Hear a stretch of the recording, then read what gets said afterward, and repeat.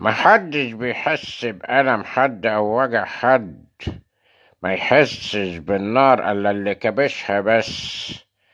ويجي واحد يقول لك اتحمل، طب ما تيجي انت مكاني وتحمل، وتلقى في ناس عايزة تخطط مستقبلك وطريقك، مع ان هما بيبصوا من زاوية واحدة بس، لكن انت عارف الاربع الزوايا هتبدأ ازاي وهتنهي ازاي.